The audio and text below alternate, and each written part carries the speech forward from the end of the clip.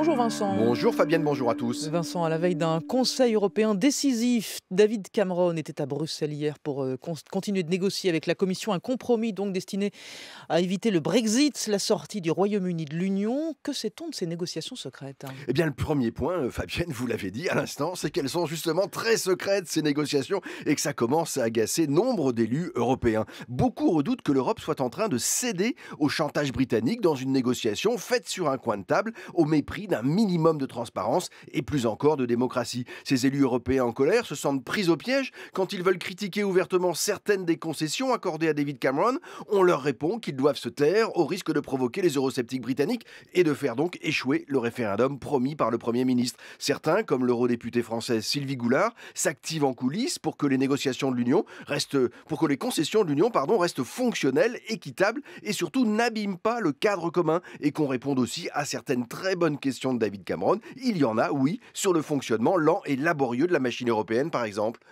Alors, sur le fond, Vincent, quels sont les points les plus discutés? Alors David Cameron avait émis des demandes de 4 ordres. Le premier point portait sur la manière de rendre l'Europe plus compétitive. C'était une excellente question. Il y avait beaucoup à dire, notamment sur l'harmonisation fiscale, ô combien nécessaire, sur l'environnement des entreprises, sur le marché unique. Eh bien, il n'y a rien sur ce point dans le draft officiel qui circule sous le manteau, qu'un seul renvoi au texte déjà existant de l'Union. Voilà une première belle occasion ratée. 2, la question ultra-politique de l'octroi des allocations sociales aux ressortissants des autres États membres. C'est sans doute le point le plus démagogique pour un pays qui a tant profité des flux de main-d'œuvre venus